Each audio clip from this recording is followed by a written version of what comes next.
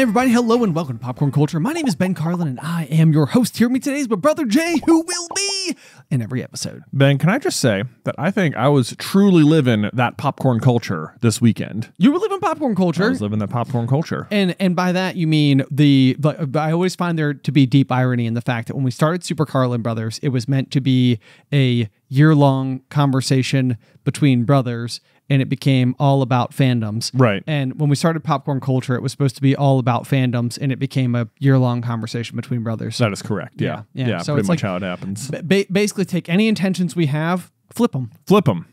Yeah, whatever you got there. And yet, this weekend, I found myself at the movie theaters, not once, but twice. Goodness gracious, you were having yourselves a big old-fashioned weekend. I sure was. It was phenomenal. Did you get Junior Mints? I did not get Junior Mints. I know everyone else on our team got Junior Mints when they went to the movies this weekend because we listened to the song Fruitcakes by Jimmy Buffett, and in the middle of that song, he loudly yells several times that he wants his Junior Mints. He's like, I don't want a 5-pound Nestle Crunch for $25. I want my Junior Mints. It's honestly, I was listening to that song and I was like, I feel like this song was ahead of its time. A little bit. Yeah. You know? Yeah. He's just sort of like, guys, it's okay to be a little weird. All right. Just go out there and be a little weird. Just go be weird. Yeah. We need more fruitcakes out there, man. That's exactly. That song. If you've never heard the song Fruitcakes by Jimmy Buffett, and I doubt you have, you should go give it a listen because it is a wild ride. It's exactly that. It's exactly that. But so anyway, so you saw 2 movies. What luxury over the weekend? I know. It was pretty phenomenal. It was Project Hail Mary. Deep jealousy. Okay, continue. Yes, because you haven't seen it yet. Starring Ryan Gosling. And then Hoppers, the new Pixar movie. Yes, we have found ourselves in such an unusual position vis-a-vis Pixar movie, because normally the release of a Pixar movie is like an event unto itself here at SCBHQ. Absolutely it is. And this time when it was released, we were out on the road on tour. Yeah. And that's the kind of thing where it's like when you're scheduling these things in advance, like we're pulling up kids' spring break calendar, we're pulling up family vacation calendars. Like you're looking at all the stuff, and somehow we overlooked movie release schedule. Well, even if we hadn't, though, like would we have rearranged the tour based on it? Largely, we could not have. Right. I mean, there was way too much in place in order to modify. But it's just like one of those things where I was like, I cannot believe that a Pixar movie is out and it is not like the main thing that we're thinking about. I know. Yeah, the new Hoppers movie, which I don't feel like, at least for me, has been marketed like that heavily. It seems like this has been like a thing, because I remember people saying something very similar to like Elio, where they were sort of like, where is it? Like, why am I not seeing this in more places? And, you know, Hoppers has been kind of a strange one. And I mean, it's like, it feels almost like a different studio. Has been like the vibe of it. Like, it's got like a what's the right word to describe it? Like a very animated-y, over-the-top-ness. Right, like barely set in this world kind of like vibe to it. Yes, yeah. Right. Yes, exactly. Like I feel like a lot of Pixar movies have this like very like gravity-driven, grounding like ness to them. Right. Yeah, like you know, the toys coming to life. It's like it still feels very grounded because they have to be toys when the people are around. Exactly. And stuff like that. And like this one, it's like we've seen plenty of Pixar movies and you've seen lots of different animals in those Pixar movies. And those animals have even been intelligent, but have they had like full-on societies, and like have they had like, you know, courts and like near human intelligence? And it's like, well, now even as I'm saying it, and I'm like, yeah, I guess we have. I guess so. Like the rats have a whole colony, and you know, the fish have like real estate markets and schools and stuff. They got real estate markets, I guess. I guess. Anybody who's listened to the Pixar Theory song, enjoy that. Yeah.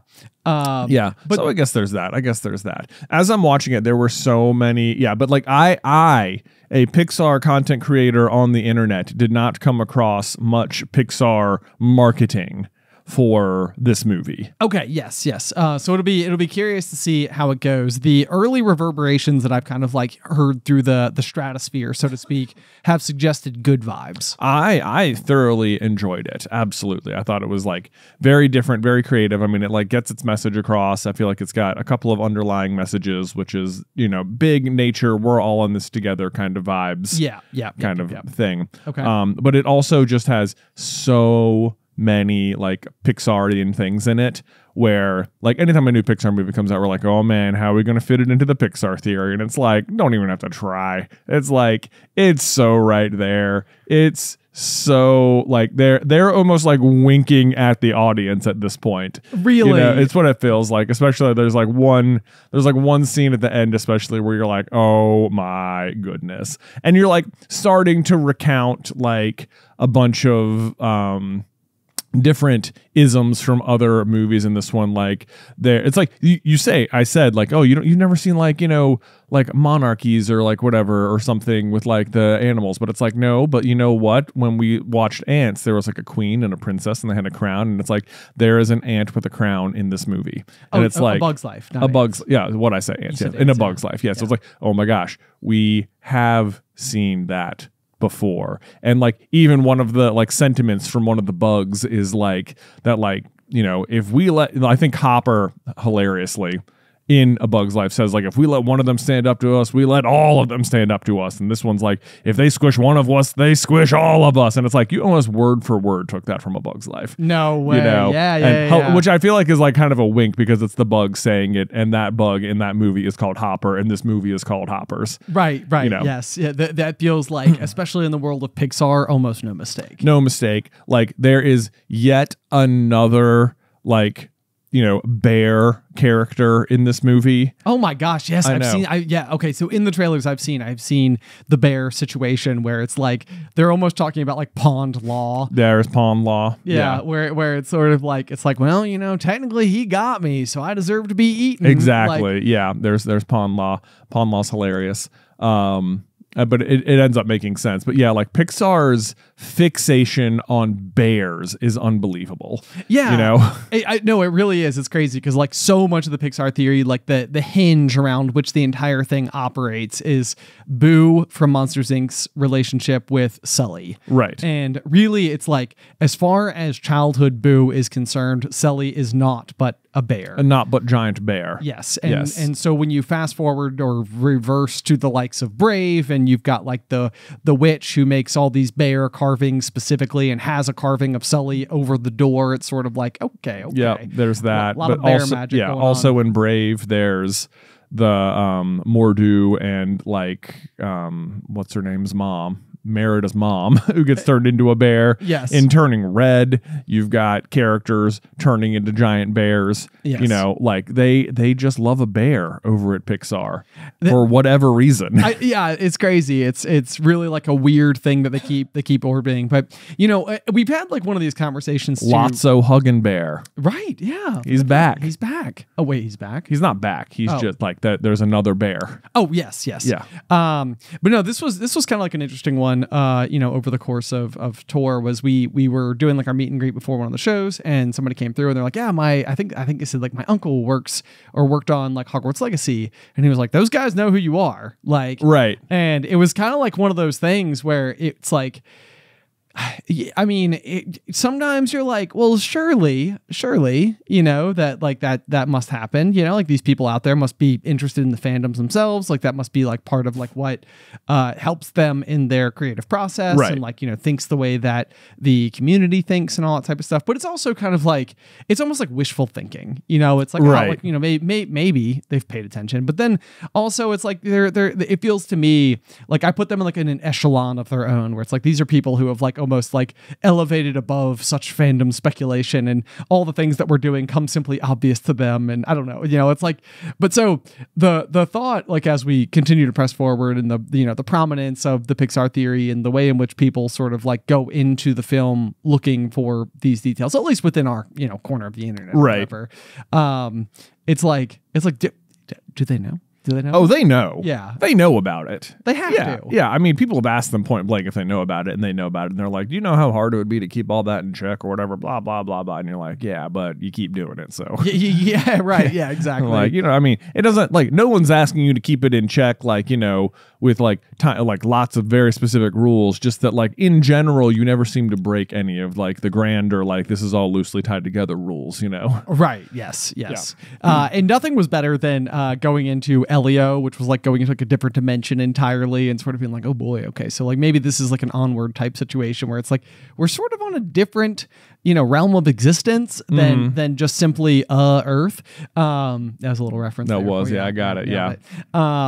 But then they introduced like the likes of like cloning clay inside of the movie Elio, which sort of like answers the question of how do cars come to life, and it's sort of like it works so well. It works too well. It works too well. It's like, you think like, oh, this is going to be a hard one, or it's going to be an irrelevant one, or just sort of like, yes, it's happening next to the Pixar verse or whatever. It's like, nope. It's like, it's just right there. The hardest question to answer just got answered. Yep. And, we actually did a video in collaboration with the another YouTube channel called New Rockstars, where they were like trying to like poke holes in it. And I remember like we sent over all of our arguments and they wrote back. I mean, they were extremely nice, but they were like, you guys filled in a lot more gaps than I thought you were going to be able to. Cars is the one that we're still having issues with. And it was kind of like, okay, so like a lot of the episode is going to revolve around cars. We didn't have Elio yet. And then it was sort of like, well, we do now. It's like, yeah, now, if we can go back to it now, it's like, well, this video has, guess what? Yeah, now it needs like a whole new injection or like a reboot. Yeah.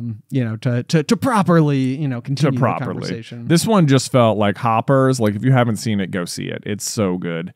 Like, it definitely winks at so many like Pixar things. I dare say, this is my new theory, is that for the longest term, John Ratzenberg was like their like Easter egg voice character. The good luck charm. Good luck charm. So he voices, and I think like at the very least, I think for like the first 20 films, I think he does a voice in all of them. Yeah. Some absurd amount. I don't really think he's doing it anymore though. Okay. As far as I'm aware. However, I think they're trying to reintroduce this trope with Alan Tudyk. No, that's what Disney Animation is doing. They're doing Alan Tudyk. Alan Tudyk. Okay. Alan Tudyk. Yes. I think Pixar is going to try and start doing this with Patton Oswalt, who voiced Remy. Because, and I could be wrong, but at one point early in Hoppers, there's like an owl that swoops down and like picks up, our main character. And they only have one line in the whole movie. I thought they were introducing a character, because when they speak, I was like, oh my God, it's Patton Oswalt. Oh, no way. I didn't know he was in this. He's the owl. Okay, cool. Never comes back. Has one line right there. And I was like, oh, it was weird to get Patton Oswalt for that. And then I was like, unless. Are we unlocking like a whole new door, like the whole new future? Like, that's the kind of thing where it almost feels like it would give you a really neat way to like draw a line in the sand, where it's sort of like you've got the Ratzenberg era and then you've got the Oswalt era. The Oswalt era. Yeah. And it's sort of like, it would be interesting because like, Pixar growing up was like such a phenomenon. It was like, I mean, they could blindfold them, dizzy bat them, put them in an inversion table, and they still couldn't miss the target. Right. Like, I mean, it was just like it didn't matter. Like, every Pixar movie was bound to be successful. So much so that like when I was in college, I really liked the TV show Entourage, but like from HBO. Yeah. And there's this like whole episode where the main character, who's an actor, is like having like his film release there or whatever, and it's up against like the Pixar Squirrel movie, and it's like the whole time they're like, oh, we're screwed. Like, how are we ever going to be Pixar? Yeah, and it was like that's how like ubiquitous the success of these films ultimately was. And I mean, it's not to say that I feel like there's any Pixar movie, maybe except for like Cars 2. Mm-hmm. I feel like Turning Red had a couple of like I don't know, like it maybe didn't get like as critically appreciated, right? Yeah, as other things, or at least not like audience appreciated. Right. Yes, or maybe that. Yeah, Turning Red definitely felt like one of those that was like it was really good, but it had a much narrower target audience, and if you fit in that audience, it was like made for you. Yes. Yeah. And then like I think like Lightyear, you know, it's kind of like folded in there a little bit. Where Right. It's like it's got like its own charm to it. Like, and I've gone back and watched like Lightyear with Addison, and I feel like, I mean, there's also a huge layer to watching movies with your kids and seeing them in a brand new light. Like Brave had never been my favorite, and, Right. And now like watching it with Addison and like how much he like loves it, I'm like, this movie's so good, and the music's amazing. Yeah, and it's awesome. Yeah. So you know, there's that to it, but it's interesting because it's almost like, you know, maybe the sun set a little bit on the like can't miss nature of like the Pixar, you know, like lineage or reputation. But it's like so often the case. I mean, like we talk about like the dark days of like Disney animation and stuff like that, like where they're, you know, it was so good, and then kind of like fell into like a weird little hole for a little while, and then it pulls itself back out, and then it falls into a different hole, and then it pulls itself back out, and it's just like on a 10-year rotation, you know, exactly. is what it feels like. Yes. Which on the flip side means that we're due. Because 2016 was it, you know? Right, yes. And it's been 10 years, so let's go. We're ready, yeah. So that, you know, but the thing is that if the sun sets, the sun can also rise. Exactly. Yeah. Exactly. And yeah, I don't think Pixar's really gone anywhere per se. And like they've got good stuff coming out. Like I say that, who knows? But like their next two movies are going to be Toy Story 5 and Incredibles 3. Yeah. So they're going to be like playing on some nostalgia here for a minute, hardcore.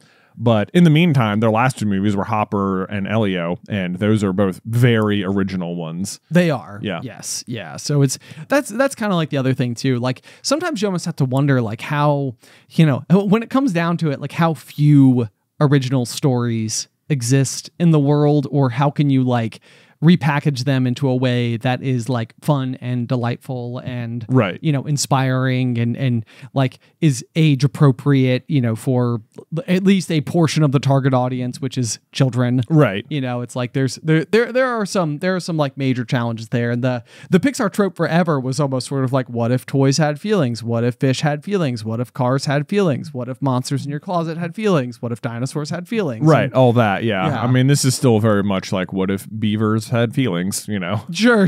Yeah.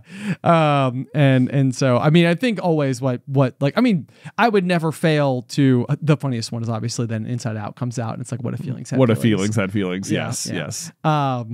But no, I think, I mean, I would always say, and this would remain true, that I think Pixar is just sort of like a general gift to the world. You know, it's like, it's the ways in which I think it helps you articulate what you're feeling and the different deep emotions that can be displayed in a way that's like relatable and digestible. It's like, I mean, there's so much good that has come from it. Yeah, it is. Yeah, I love Pixar exactly for that. And I feel like the thing is, like, they're going to rise back up. And then I feel like there will be people who these movies that have come out right now will like speak to them and be their like quiet favorites, like in the background. Yes. You know? Absolutely. I mean, I was going to reference the Disney Renaissance, where it's like you have, I think starting, they say Rescuers or Little Mermaid kicks it off, but one of those two circa 1989, and then it kind of like, you've got, you know, Beauty and the Beast and Mulan and The Lion King. Yeah, it was like some real bangers. Yeah, like Tarzan and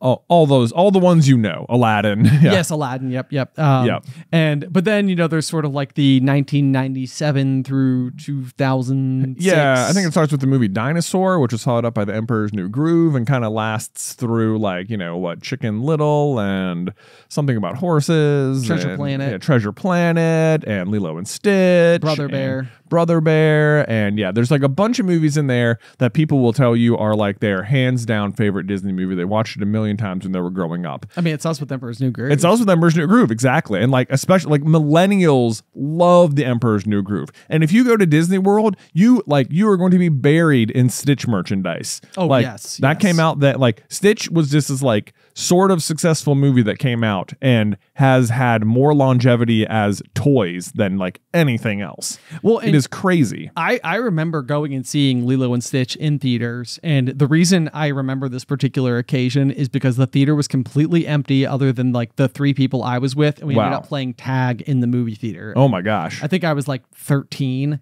You know, so I mean, it was just like, yeah, I mean, and of course that's not like wholly representative. You know, Roanoke's a relatively small market, and you know, I don't think that we're going to sell out theaters, you know, all the time, you know, shy of like The Force Awakens coming out or something. But you know, the point being basically just, you know, it felt vacant to me. It didn't seem like it had quite that appeal. But I know plenty of people, it's their absolute favorite. Yeah, yes, people love Lilo and Stitch.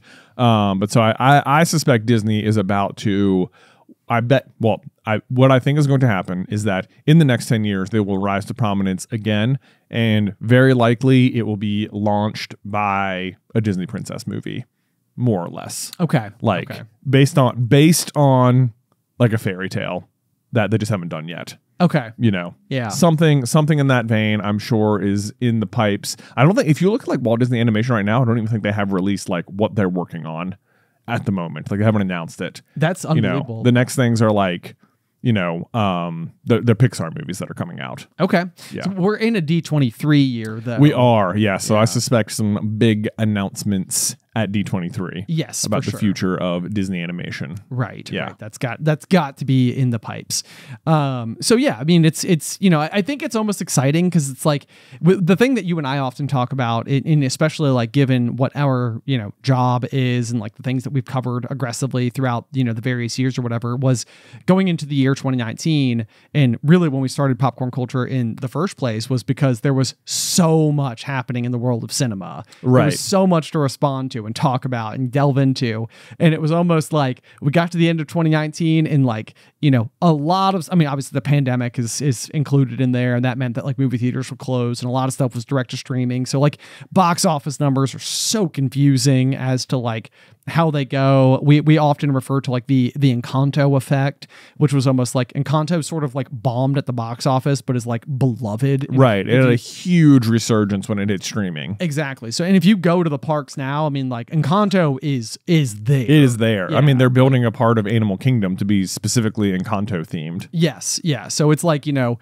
it's wild because like a lot of the markers that we may have. So like when we talk about like, you know, the past 6 years being like, you know, like a little second dip or whatever, it's not everywhere and all the time. And like Zootopia 2 was wildly successful at the box office just last year. So lots of examples of things kind of like showing that indicator, but it is kind of nice that we've like gone through like a cool off zone because it feels like that's preparation for like things to start, you know, roots to take off and, you know. Well, honestly, this past weekend though, it just like, I got into Sunday and I was like, man, the movies are so back. Yeah. Oh, you yeah. know? Yeah. I was like, everyone on my feeds was posting about Project Hail Mary, which just warmed my heart because I was like, I love this story so much. I've read this book like 5 or 6 times.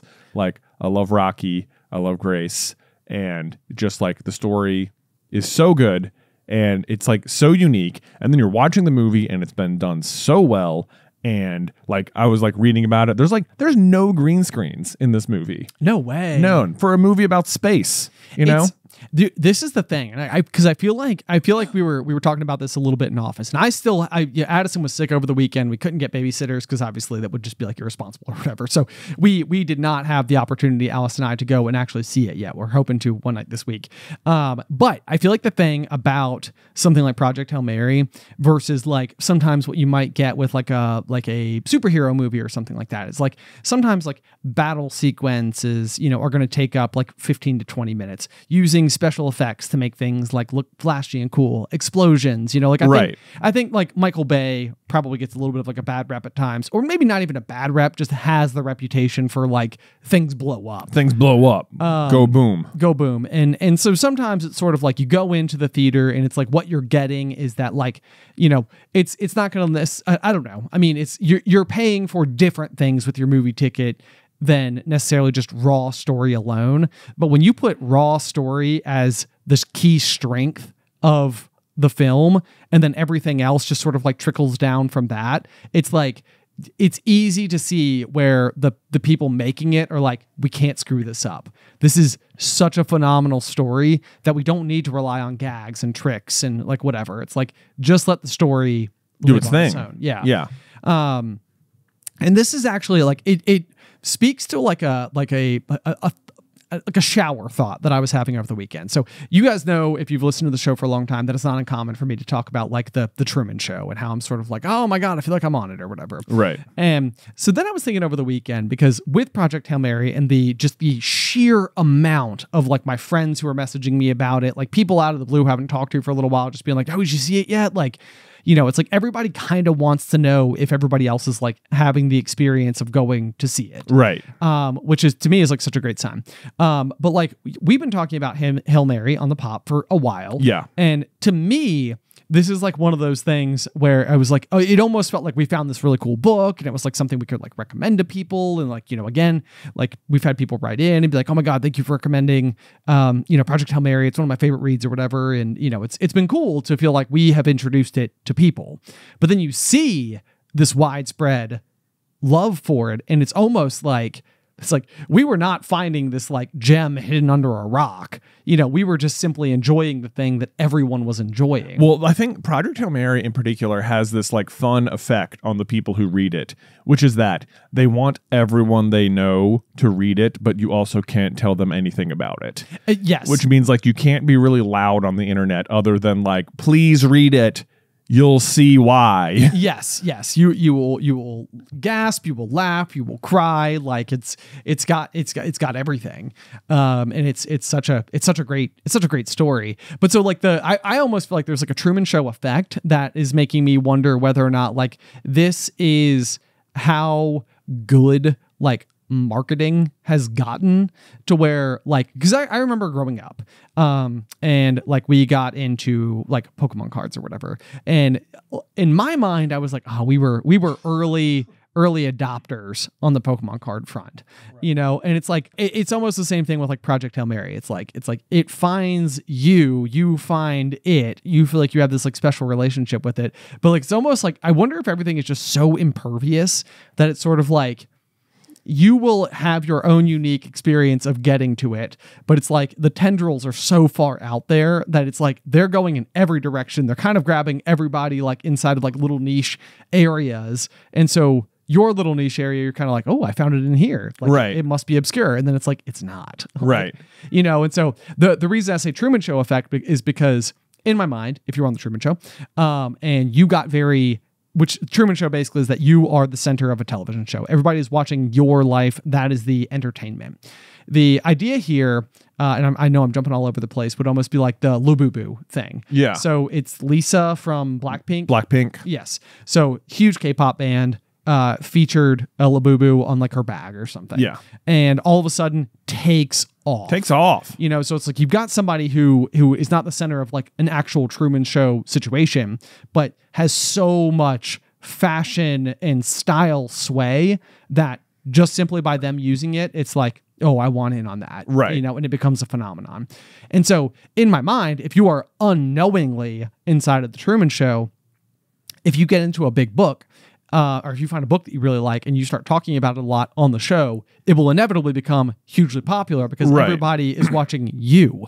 And so therefore they all go and adopt the same thing that you like. And you're sort of like, man, am I somehow influencing like all of these people to like a thing? So, because it's like whenever I really like something, it seems like it becomes very popular, right? You know, and this is again speaking to the effect, and it's the other way around, right? So you found it because it's extremely popular, you know. But I feel like it's so odd because you're at the center of your own universe, so you find it what feels like organically. But it's probably not as organically as you think it is. Right. If that makes sense. I know what you mean. Yeah. You're sort of like, oh my God, I found a thing and I started talking about it and all of a sudden everyone's talking about it. Right. Yes, yeah. And it's like, yeah, no, it found you. It found you. Exactly. Yeah. Exactly. Yes. It was always going to permeate all of everywhere. Right. Yeah. Yeah. I mean, it is so good. I'm almost like, there was a part of me that was worried when it came out. It's like, are they going to like start making just like a ton of toys about it? Is it going to like, is something going to get like ruined? Is it going to get like over merchandised or something? Sure. Yeah. So I hope that's not true. But I don't, I think it doesn't really matter because I just still like it. Well, that being said, we were at our first show on the most recent tour in Denver, and I have a good friend, Mark, who lives out in Denver, who came to hang out with us, and we were talking about our excitement for Project Hail Mary because at the time it was like a week and a half out. Yeah, and it was like, okay, it's gonna be so much fun. And I was like, dude, I saw they have a Project Hail Mary, like the ship Lego set, and I was like, I think that's going to be one I have to get. Right. And then that very night, the second person who came through our meet and greet line brought us the Project Hail Mary Lego set. Yeah. And I could not have been more excited and floored. Right. I was like, I called to Mark, who was like halfway across the venue. I was like, dude, you will not believe what just happened. Guess what we just got. Yeah. Yes. Yeah. So there is that. There is the I don't know, the marketing will get out there. It will. And stuff. I do like, there is this weird effect. So like when I watched K-pop Demon Hunters, I was like, oh my God, I love this movie so much. It's like so good. And I was listening to the music and stuff. I was like, you know what? It would be really cool to get I don't have a lot of like just pop vinyls for the sake of it or whatever. But I was like, if I came across like a roomy pop vinyl, I'd be like, yeah, I'd just get it. I would display that. It's so cool. Like, I think it deserves some attention. Yeah.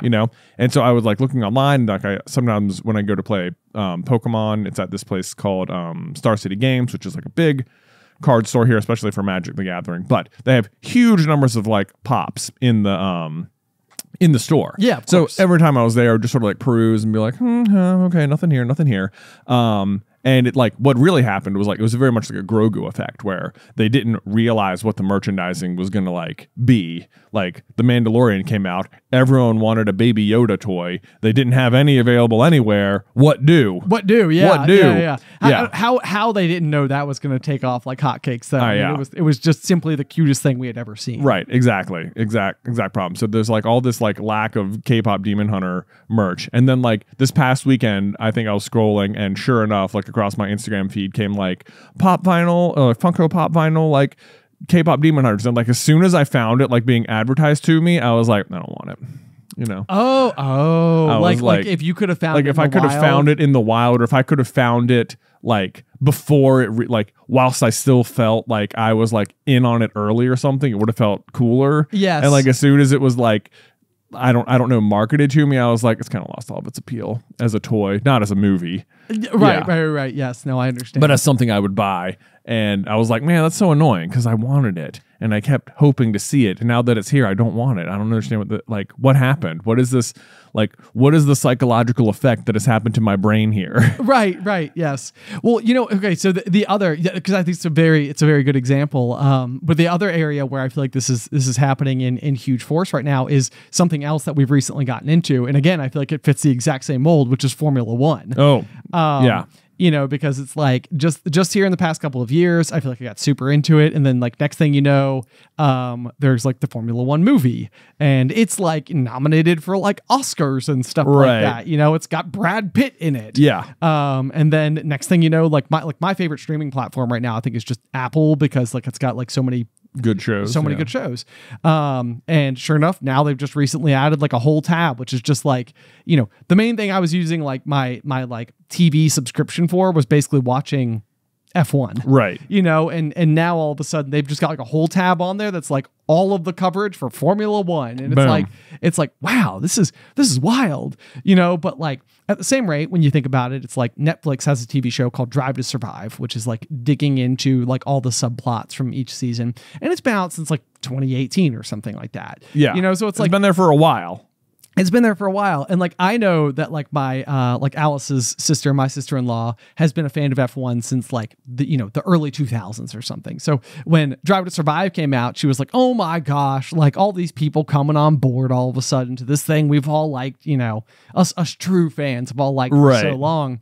And then it's sort of like, I feel like each year that goes by, it's like, it's entering the US more and more and more and becoming more and more and more popular. Right.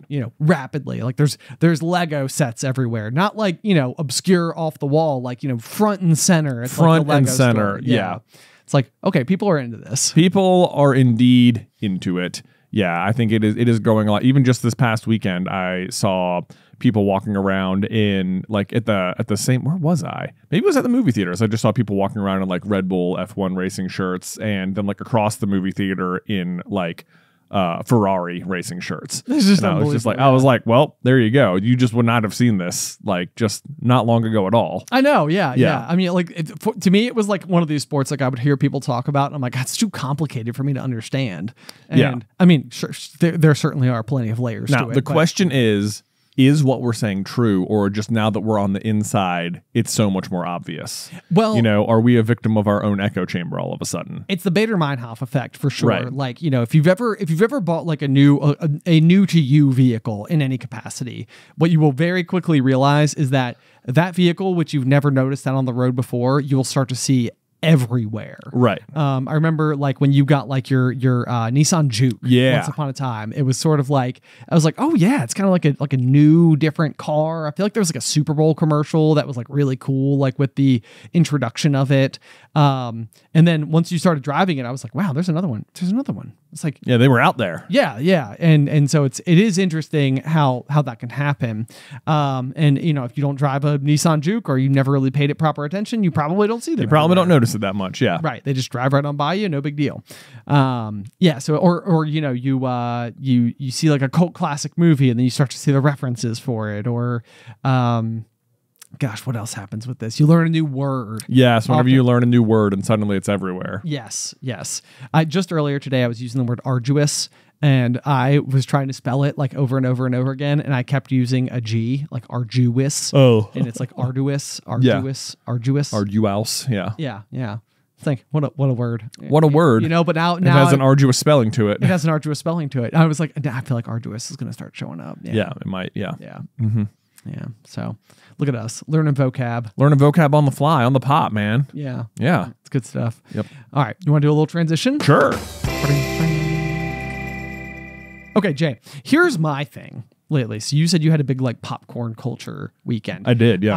I feel like I mean, actually, it's even funny because in the movie Hoppers, there's a bear, and I have no idea if like hibernation is relative, you know, in the story at all. Okay. If hibernation comes up as part of the narrative, but I feel like it is, as of recording, March 23rd, and I feel like I am coming out of hibernation right now. And I feel like I'm coming out of hibernation in a way that like I'd be willing to bet every single year I express in a very similar manner, because like there's the whole, you know, seasonal depression and cold weather and, you know, barely any sunshine. And, you know, there's plenty of things, especially like after the holiday season's over, you're just sort of like, yeah, we're just sort of in it for a minute. Mm-hmm.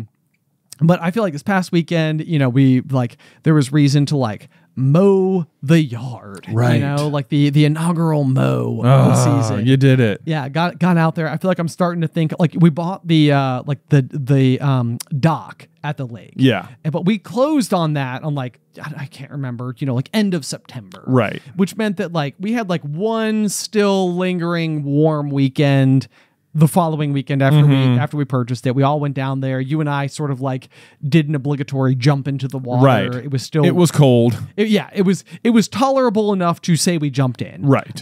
Which was like the experience we had to have. But then we like went into winter mode, and it was sort of like, man, we got this like new toy that we can't really use for 9 more months. And now it's like I'm starting to see like, you know, the edge of June on the calendar. Right. Like it's still a little out there, but it's like, okay.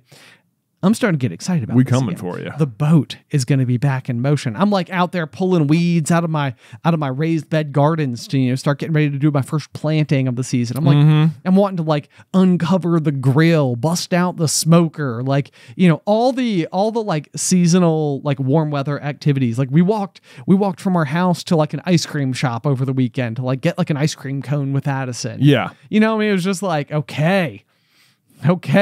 Like I feel like I am. We can do this. We can do this. I feel like I feel like I'm becoming myself again. Yeah. That's awesome. Yes. I just had this. I feel like I had this whole weekend where I was just like, I'm like, you know, looking at the buds on the trees, and I'm like, I can't wait for the blooms. Right. It's gonna be gorgeous. Easter's around the corner. We're gonna have an yeah. egg hunt and pastel colors. Yeah. I mean, we went. Let's see. Over the weekend I finally got to go to like some of Luke's lacrosse practices. Oh yeah, there we which is go. great. Thankfully, the Saturday one was in the morning, so it was like still a little bit cooler before it like really ramped up the heat. Yes. Which was nice. But it was like, oh man, we're outside, and it's like I don't know anything about lacrosse. like, you know, I know they have sticks and they pass and shoot at a goal, and that's, you know, Sure. but I don't know, like, you know, they're like, so you got to stay out of the crease. I'm like, I don't know what the crease is. What is the crease? You know, yeah, I don't know, like all these little like rules and tricks and maneuvers and stuff. It's been so fun just watching the kids learn, because I'm like paying as much attention to the coach as anyone else. I'm like, yeah, okay, right. That, okay, yeah, keep that in mind. Don't forget about that. Yeah, right.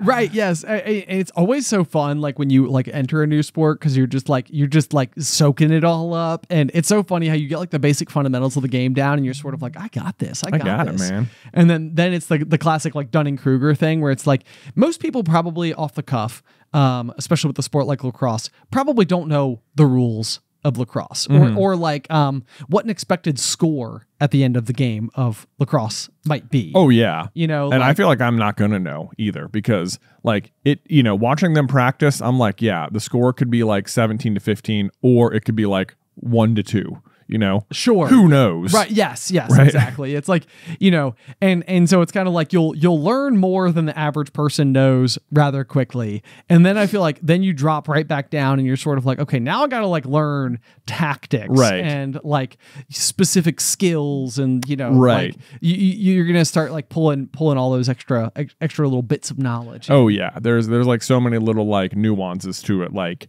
when they do the face off to like start the game or whatever, right? You know, there'll be two people doing the face off. They start on the ground. It's like no one else can move until someone gets possession.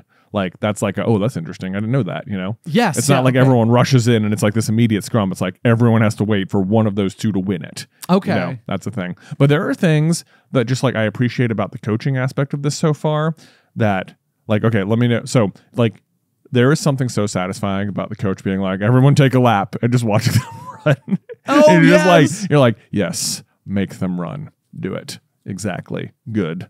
Like, look at you guys go. You're running, you're building your endurance. You're kind of like suffering through it together. Yes. You know, yeah. Like no one particularly loves it, but man, you guys are going fast. Some of you are really trying, you know, like I just like, that's so nice. And then this was something else I was really impressed by with our particular coach, was that when people show up to the practice, if the player, the child, is not carrying the lacrosse bag and their parent is carrying it, he will fuss at them for it. He will be like, what are you doing? Why is your mom carrying your bag? No, we don't know. Parents don't carry bags. You're the player. You carry the bag. And I was like, man, thank goodness. Like what, like one, I love the discipline of it. Okay. And two, it's like, it gives you, the parent, so much permission to like enforce this rule now. Right. It's like when we get home, I'm like, you got to carry your bag in. That's what coach says. That's part of it, you know? Yeah. Like you're yeah. playing it right now.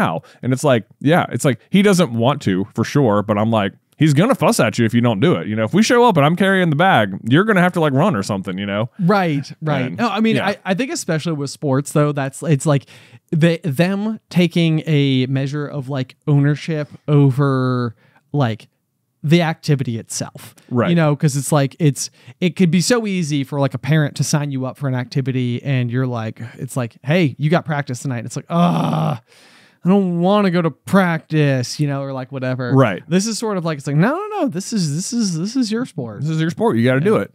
Yeah. And it's like, I feel like that's the sort of thing where it's like right now, of course, they're all going to like hem and haw about it. But at some point, they are going to see another team or another player and their parents carrying their backpack, and they're going to be like, oh, I gotcha. They're doing it wrong. I'm doing it right. That's it. Kind of thing. Yeah. Like it will give them like an embolden their confidence in like a thing they're doing that works hard for them. Right. And like, you can just like, I like immediately, I'm just like, I like that aspect of the coaching. Like this is a rule that's like off the field. That's like even in play out of practice, you know? Right. No, it is really cool. And I do remember during like my senior year of cross country, like me and the like other, you know, captain and stuff were kind of going through, and like I felt like we were able to like sort of like invent a little bit of like our own culture around like what we thought like was the operating procedure. Right. So like I remember as like an underclassman and everything, like if there was like morning runs before school, it kind of seemed like it was just reserved for like the elite, you know, like the top 3 runners would go and coach would be standing there and he would do it or whatever. Right. And but then we were just sort of like, nah, we all do it. We all do it. It's like we show up at 7, we run before school. Like, you know, we'll shower in the locker room shower. And, right. You know, it's sort of like you made it feel like a very like this is like what it, you know, this right. This is what it means to be on the team. And then our other really big one was like if you weren't racing, you were cheering for the team. Yeah. So like you've got like the little pop-up tent that everybody could go like sit under, and it was sort of like I was like I want like the whole team out from under the tent. You go find a spot and we cheer our people on. Right. You know, if it's not your turn to run, like they'll do the same for you, and it's going to be great. Yeah. Yes. Those are great examples. Yes. Good culture building. Thanks. Yeah. Even when I was in high school, I would notice this specifically about the girls volleyball team. They had like so much like camaraderie like built into their practices and stuff. Right. Like all the time it would be like, nope, no practice tonight, but everyone is going to the movies or whatever. Oh, sure. Like it's like the team is like chemistry building stuff was always at play.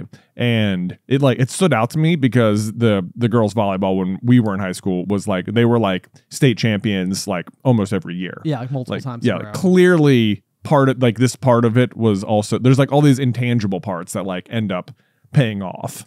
Well, and that's the thing too, is that it's like you wonder, like, I mean, how I wonder sometimes like how the coaching manifests itself. Like, where do these people come from? Right. There was an account that I feel like we've talked about in the past, like called Sharon Says So, and she does a really good job, I think, of like breaking down, you know, ongoing political news and things in a way that like makes it very digestible and like easy to understand and stuff like that. But she was like a government teacher who I feel like was just exceptionally good at explaining how the government worked. And prior to a world where like social media could have been there, this is the kind of person who probably works their entire career as an instructor at like a high school or whatever, teaching government classes. And like all the students who go through there benefit from, you know, her teaching, and she probably goes on to be like one of those teachers that people, you know, that stick with you for the rest of your life. We've all had a couple of those teachers who like had like the impact that the others didn't, or like the ones you could like learn under in a way that was like unique and unusual, and like you really took in the subject during that particular year. Right. But it's like now in the age of social media, it's almost like she could take this like superpower of explaining complex news stories and delivering it to like widespread audiences to the tune of now, you know, hundreds of thousands, if not more, you know, people who are tuned into her commentary. Right. But yeah, it's like when you find, like, I think about, like, I remember the volleyball coach from high school. It's like, where did she come from? Yeah. Right. And like, you know, should we have like put her in charge of like, you know, the state or something? Right. Like what could this person have done, you know, with even more responsibility should they have any interest in accepting it? Right. Yes. I know what you mean. Like, it seems like they've got like good, like procedures that like build community and like togetherness and unified like thinking. Yes, absolutely. And I mean, we're even seeing it right now in not to keep the sports analogies going too aggressively or anything, but like your wife Beth went to James Madison University or JMU here in Virginia. And while over the past several years, there was a head coach that came into their football program, which has been good for years and years and years. But they, I believe, won a national championship in their division, underneath this head coach. And then obviously being as such a good head coach, went on to be hired by this Indiana. Yeah. And just last year under that, and like the major college football national championship, he won that too. And you're sort of like, this is like an intangible. Right. Like that guy's doing something. This guy is able to get through to a squad of 50 plus, you know, 18 to 24-year-old, you know, hot shots effectively. Right. And somehow unify them into a synergistic, greater than the sum of its parts, you know, situation. Exactly. It's like, it's fascinating when it's so like, sometimes you're watching and you're like, yeah, they've got this one player and that's just sort of like, you know, almost anyone could have coached that team and it didn't matter. That player's so good. This is like, it's so different. It's like this guy, he showed up to a team that was usually pretty good, made them amazing. Showed up to another team that was historically not very good, made them compete for a national championship. And win. Yes. Like, insane. Like, what are you doing? What's in the water, dude?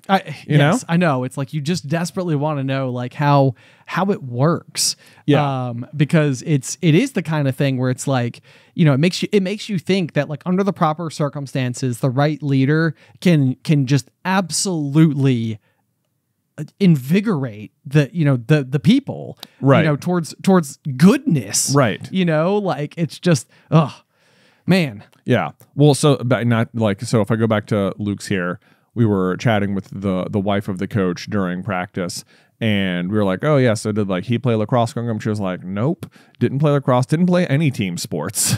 Really? And I was just like, what?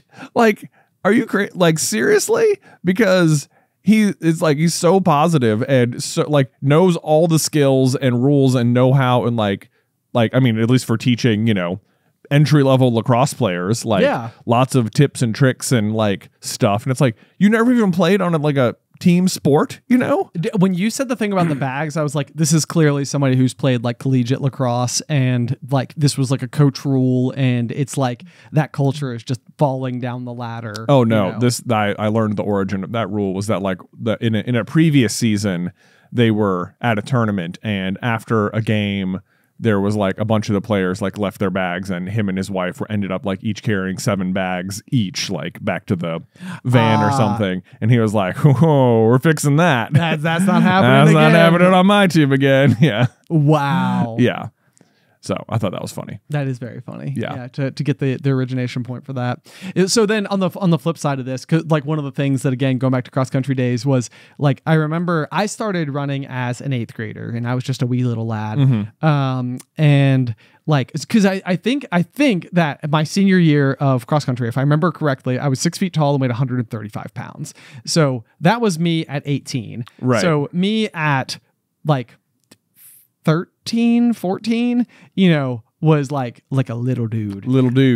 And like the part of it was that if you were the young guy on the totem pole, you carried the water cooler, which, is like I don't know, roughly like a 20-gallon. It's so heavy. Jug, full of water and ice and everything. And you would have to carry it like from the locker room across the high school parking lot up like a runway to like the middle of the track. You're probably carrying it the better part of like 100 yards or something, which, again, it's just difficult. So I feel like when I was a senior, I was like, I hate this tradition. I hate the idea of making the young kids do it. So I was like, let's take pride in getting it up there. Right. And I was like, we're hauling that thing. So sometimes you would like help like a younger kid carry it, but I feel like there was something to the like, I am like the senior member of this squad. Right. And I'm carrying it. Right. So like let's see if we can get everybody else to, get in on this. Right. Yes. Dude, I remember feeling that like when I was like an intern in college at various places. Yep. Like I would go in and you'd be the intern and it would be like, no, yeah, like that means you sort of get like all the crap work. You don't get paid. You have to do a bunch of like lame things, Right. Like, when really like you're supposed to be there specifically to learn. And if you're not like working with the material that you're there for, if you're just like getting coffee for people and stuff, it's like, that's not like, what are you even doing there? Right. Stuff Like that. And I just remember like hating the way they treated us while we were there. And it was like, if ever I'm in a position with interns, like we are paying them and we are going to give them real things to do, Absolutely. It was like, why are we treating the people like just there's no reason for it. It's just like that's so dumb. It's like hazing in like fraternities or something. So it's like, what are you doing? What are you doing? Right. Like the menial tasks. And I mean, that's the thing too, is that it's like, on some level, it feels like a holdover from when going and doing an internship, because like now, and I remember this used to bother me in college a little bit too, because they'd be like, you need to get an internship so you can like list things on your resume. But it was like, I think my brain, it was like, you could tell me that, but like everything I know about like internships, it seems like nobody's doing anything. And so it was like, I was like, well, what am I going to learn? Like it was like I had this like misfire where it's like, so I go and I do something because it looks good on the resume, but I didn't actually learn anything there. So then it's like, am I over promising my abilities once I get there? Or like, like you feel bad about lying on your resume. Yeah, exactly. Or something where it's like everyone else is like, that's how everyone's is. Don't worry about it. You have to have something. You have to have something. Yeah. And I mean, I guess it's like, if nothing else, I suppose there's the like, this demonstrates that you were driven enough to go and apply for an internship and you showed up every day and spent 3 hours sitting in a chair or collecting coffees or, you know, whatever. Yeah. And maybe on some level, it's like the same thing as having like a job in high school or something. It's like you went to try to make some money for yourself or whatever. So like a layer of independence or something. But yeah, it's like surely at some point in time, though, the reason that everybody knows that internships are important to have on your resume is because once upon a time they were useful. Right. You know? And, right. And I think there's a bit of a spotlight that's been shown on this over the past 15 years. Yeah, I think they're like, I think you are required legally to pay interns now. Which is good. Yeah. Yeah. Obviously that should be happening anyway. But also, you know, it's just sort of like, this was almost like a thought that I've had before as well, is that because in the United States, like this idea of like individuality and independence are so massive, it's almost like, you know, sometimes you hear about like, multi-generation farmers or something, you know, it's like this person ran it, this person ran it, this person ran it. We keep passing it down, you know, year after year after year. Right. We've accumulated all this like equipment and land and, you know, whatever. But I feel like it's so rare nowadays to go into the industry that like your parent did. Right. Like it's almost as if like if your parent did a job, it's like, well, I'm ruling that out for sure. Yeah. Like I'm not going that I'm way. not my parents, you know. Right. But, Mr. Turtle is my father. Yeah. Right. Yes, exactly. Oh my gosh, not to throw it back to Hoppers or whatever, as if they're winking at the audience. The opening scene is on a turtle in an aquarium, and literally underneath it says, "Hello, my name is Crush." No, it's just way. like right away you're like, see, they know what they're doing. They know what they're up to. They got it all figured out. Yeah. Did it have an age? I don't think it was like a little baby turtle. Oh, so and okay. it was like a classroom turtle or whatever, not like a sea turtle. Oh, okay. Yeah. Okay. Yeah. I gotcha. That's very funny. In any case, it was just like right away I was like, look. Look. Easter egg. Look. Hey, train them young. See, that's exactly what I was saying. Exactly. Yeah. It's like I talk sometimes about like this idea of like mentorship or whatever, you know, like just having like someone who you can go and like I'm dealing with this problem. Like, I don't know what to do. And it's like if the person before you did that same career, then chances are they've done it for so long that when you go and ask that question, it's gonna be like, yeah, I got you, no problem at all. Like, let's sit down, let's talk through it. Like, this is what you usually do, blah, blah, right. blah. And so like, I think it's funny to me because I feel like, you know, everybody kind of like wants to go and like carve their own path and like do their own thing. And in a lot of cases, I think that involves following passions, which is obviously just as important. You know, and there's a hierarchy in lots of careers and stuff like that, where there are people above you who you can go and ask questions to. But you know, it's like, it would be interesting if like we ever like reverted a little bit back to a world where adopting your like, you know, familial career or whatever, or somebody close to you, and you were going to have this like touch point as to like how to do it. Right. You know, could be useful. And a part of like what could be happening here is like technology has advanced so much that like, even if a parent before you had done the same job, it maybe has changed so drastically that it's sort of like, you know, if you were an architect in the early 90s, I bet you were drawing with paper and pencil. Right. Get out your protractors and compasses and such. On a drafting table, not doing like AutoCAD and stuff. Yeah, exactly. Yeah. So it's like, I mean, you can see where things would evolve, but sometimes that's where I wonder if there will be like a technological plateau that exists somewhere in our life. Like, is AI going to be like the last major, like huge step that like our generation sees go forward? Right. Yeah. Don't know. That's a good question. Yeah, and like we'll like the passing of it down just start being like, okay, now we can continue to work inside of the same reins, so it's very easy to pass information on. Exactly. Kind of stuff here. But like, I mean, you're right. Like even in our own family, like, you know, our dad was like on, you know, TV at the local news, and like we are on camera personalities. True. That is true. Yes. And so in a way, I guess we have adopted like a slightly more, of course, the subject matter drastically different. But we've adopted like a slightly more modern variation, right, of you know, like what's going on. Sure. Yeah. No doubt.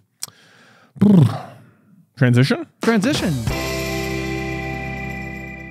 So Jay, I mentioned earlier like the idea of the return of like summer months and spring and flowers blooming and all that type of stuff. And it's been kind of funny at home because I think like Alice has been going through and sending me like a whole bunch of, you know, tips and tricks for gardening, or like going and buying like a gutter system and mounting it to the fence and growing strawberries out of it. And like, it's funny because like in some ways it reminds me of like 2020, where I feel like everybody was like finding new hobbies because we were all stuck at home, and it was kind of like, hey, you can order a yarn and learn how to, you know, like crochet or whatever. You know, it's like everybody's kind of like finding new things. And I feel like right now that's exactly where I'm at, where I'm sort of like, this year I'm going to try all the experimental gardening things. Yeah. Which can be fun. But obviously I feel like we've gone through several iterations of your garden-based situation. We've been up against pests. We've been up against weeds. You know, trying to figure out like this, that, and the other. So you now have an enclosed space in your backyard where we went through last year. We put up like a good bit of fencing, and I feel like we were able to get a lot knocked out. I think you ended up having like a pumpkin plant that like found its way through compost and maybe squirreled away some of the nutrients for the rest of your stuff. I think the pumpkins kind of took over, and that combined with like different vacations letting the weeds kind of encroach kind of took over the garden last year, and it was to the detriment, and nothing really made it. Okay. Didn't have a great harvest. We had more plant-based issues than we did predator-based issues. Right. It's like, over the past year. Dude, it reminds me of aquarium keeping so much, where it would be like you would like solve like a water chemistry problem, and then you would get like flatworms, which were like these little things that would go and like eat your corals, and it's like, oh my gosh, I fixed like my alkalinity and my calcium. It's like, but now flatworms, they like what you fixed. Right, yeah. Now I got to get flatworm exit and dose that and do 4 water changes. Anyway, it's a whole thing. Yeah. So anyway, so you've gone through pests, then you got to go through now, I guess, like husbandry or something. Yeah, I guess so. So step 1 is going to be to clear out all of like everything just sort of died on top last year. Okay. And I knew there was like a couple weekends where I was like, what I should do right now is go clear out all of the weeds and stuff so that come spring, I don't have to do that, but I didn't. So nice. So now step 1 is going to be clear out the like bed of dead weeds on top of everything. Okay. Before anything else. And the question after that is what to do, because either I can kind of do what I've done in the past, which is just like plant directly in the ground, maybe put down some new soil, mix in my compost and all that. Right. And do that, or try and do some like raised bed gardening inside of like the closed off area, which would on the one hand reduce excuse me, the amount of weeds that could grow, because then you are in complete control of the dirt. Yes. You're not dealing with the ground or anything. But on the other hand, it also reduces the amount of potential like square footage that you have to plant stuff in. Well, and that's kind of like one of those things where it's like last year you had lots of square footage and almost no yield because of the ground problem. That's true. And so it's almost like maybe we're losing some potential square footage, but also yield will be better than nothing. Exactly. So at this point, some yield better than no yield. Right. So that's a very good point. Yes. Yeah. Well, the other thought that went through my mind was like, we could go, and this would be extensive. Okay. We could go through, we could excavate out like the top like foot of all the soil, throw it onto a tarp, haul it away, put it somewhere else. I don't know where to take it. Right. We'll have to do something with it. Yeah. Put down like a weed mat down underneath, bring in fresh topsoil, put it on the surface, boom, bam, we've got like a whole new we've got a whole new thing. Yeah. Although, I mean, I guess on some level that's basically raised bed gardening, except we're digging down and doing it in the dirt instead of like lifting up and adding dirt. Also, if we're going to excavate the top foot of dirt out, how are we doing that? Shovels. Okay. Yeah, mostly shovels. That seems hard. It does seem hard. Yeah. Backbreaking even. Laborious. When the alternative would be to buy some lumber and build some raised beds. Yeah, there's that. Yeah. I mean, you make a sound point. You know, I'm just spitballing over here. These are all good ideas. There's no wrong answers here. Right. You know. When it comes to amateur gardening, anything goes. Right. I mean, we could just rip the weeds off, and without having to excavate a foot of dirt off the ground, just put a weed tarp down anyway. That's true. Which I mean, I've heard mixed results on, but would almost certainly do some amount of effectiveness. That's exactly, this is like where it comes down. It's like, again, last year we didn't do that at all, and we had weeds. It's like surely putting down a weed mat can't mean the same number of weeds as not putting it down. Exactly. I'm trying to logic my way into this. Yes, exactly. Yeah, I know what you mean. People are like, yeah, weed mats don't work. And I'm like, how can they not work? It's a physical barrier. The sun can't reach the spot the weeds need. Right. Right? No, I agree. Yes, absolutely. Yeah. So that seems like an option. It does seem like an option. And yeah, I mean, I'm just excited for it. So my big thing this year that I'm aiming for is when we went to Disney during our most recent trip. One of my absolute favorite rides is at Epcot, and it's called Living with the Land. Oh yes. And it's so fun. Like, you know, because it's very slow, and you're just kind of like in this like gentle little boat and kind of like going through. But they show you a lot of like the various like growing techniques that Disney is using that are all sort of like cutting edge, the hydroponics that they're working with, and the way that they're like growing like tilapia that they actually serve in their restaurants, but like the fish waste is like also creating nutrients to grow like other plants and stuff. So they've got like a whole myriad of fun things. But one of the things that I was like particularly attracted to this go round was a tomato tree, which is basically you've got like the big pot that the tomato grows in. So for me, that's just going to be my raised bed gardens that I've got. And then you almost like cut all the like lower foliage down entirely and run it up to like a trellis up on top. And that way, like all the leaves and the fruit and everything are fully supported, and they're mostly out of reach of the likes of like deer and you know, any of the things that may be passing through your yard. So my goal this year is to build to create a tomato tree. A tomato tree. Because if there is one thing that like there's plenty of things that are amazing about Addison, but she loves tomatoes. Yes, she does. And so like last year we were growing like these like really cool like half orange, half red tomatoes, and they were really like beautiful looking. And I would go out in the morning to like take her to preschool, and she'd be like, "Daddy, can I have some tomatoes?" And I would go and get like 7 of them and hand them to her in the back seat. And by the time I got to school, she ate all 7. She ate them all. Yeah. Nice. It's just like, goodness gracious, child. Goodness. That's great. Your fiber intake is wonderful. Wonderful on that vegetables there, Addison. Yes. Crushing it. She's doing good work. Yes, she is. So anyway, my game plan / hope / everything else is to just go and be inventive this year and see if I can't grow a whole bunch of funny, weird things. There you go. That sounds like super fun. Yeah. My goal is to have some harvesting to do. Obviously, we want tomatoes. That's a big one. Oh, yeah, of course. Yeah. I'm not even sure what else I want. I know tomatoes, and otherwise, like, it's been a while since I feel like I've had like a real good like harvest. You know? Right. I know. Yeah. I'm like the cucumbers. I like cucumbers. Cucumbers is good too. Yep. So like that was my big harvest like 2 years ago. We had lots of tomatoes and lots of cucumbers. Those are the big ones. I know that. Otherwise, I'm like, I got room. We can try new stuff. We can try some other stuff. That's right. Yeah. This is the funny thing about it, though, is that like it takes like every single season that goes by, it takes you a whole season of like learning new tips and tricks. Yeah. It's just like we were saying, like, you know, it's like I know how to play lacrosse. It's like I know how to technically grow plants.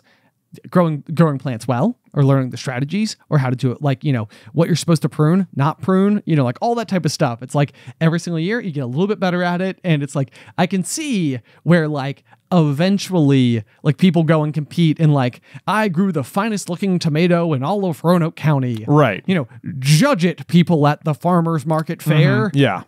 It's like, I can see where it's like I you know, this is not the kind of thing you do in your first year. It takes 20 years of learning the tips and tricks and exactly the bits and bobs. Yeah. So, I mean, the thing I've heard is just, you know, grow what you're going to eat, you know, which makes sense. Right. So obviously we'll eat lots of tomatoes. We'll eat lots of cucumbers. Like, other than that, I'm like, what other vegetables are we really good? Like bell peppers, you know? Can I do that? Good one. Yeah. Be a good one. Yeah. I mean, I always fancy some jalapenos and jalapenos. I had some jalapenos last year. Yep. I tend to think the jalapenos also deter an amount of pests, because I didn't do them last year and I had deer eating mine, and I was like, and I'm like in the city too, so it's like this is like a sidewalk deer. Right. This deer is like going out of its way to get to your garden. Exactly. Yeah. Yep. So I'm gonna try to do another batch of jalapenos. Yeah. Jalapenos is good. I would do those again for sure. Yeah. I think this is what happened last year though. Was like we would get them and I would harvest them and I would be like, look, we got them, and I would like put them on the table. I'd put them in the fridge, and then they would just like shrivel up, and we wouldn't use them. And it would be like, you got to use it, you know. Jalapenos are intimidating, just because, especially like homegrown ones are so spicy. Right. So we've made like homemade jalapeno poppers before, and it's almost just like they're almost, it's like normally I feel like the cream cheese or whatever dairy product you're using like neutralizes the heat, and that was not the case. Not the case. Yeah, we were having a real goblet of fire wing eating problem on our hands with those bad boys. A little too hot. A little too hot. A little too hot. But anyway, I am just feeling hyper invigorated. I'm also just feeling extremely grateful for like my life and my home and my family and my work and all those types of things. So you want to come build raised garden beds this weekend? Is what I'm hearing. Yeah, well, can Addison play with the boys? Absolutely. Then I feel like it's not the worst idea. All right. Okay. I like it. I like where we're heads at. You know. Yeah. We're figuring things out. We're figuring things out because then we can. Yeah. I'm gonna have to get out there and do some get some rake going. You know. Yeah, I got you. Yeah. But, all right. Well, anyway, I think that's going to bring us to the end of this week's episode. We will continue to update you guys on our garden escapades. I know you guys are so excited for the return of the garden updates. Yeah, you know? It's the kind of thing where I used to worry. I was like, man, I feel like we talk a lot about gardening stuff, but like when we're on tour, I feel like people come up and they're like, "You got me into gardening," and I'm like, "Okay, I'll take that." Anyway, guys, if you have any feedback for the show, you can send it on over to popcornculturepod@gmail.com, or if you'd like to support the show, you can do so at patreon.com/popcornculture. Links to those in the description down below. Otherwise, until next time, pop.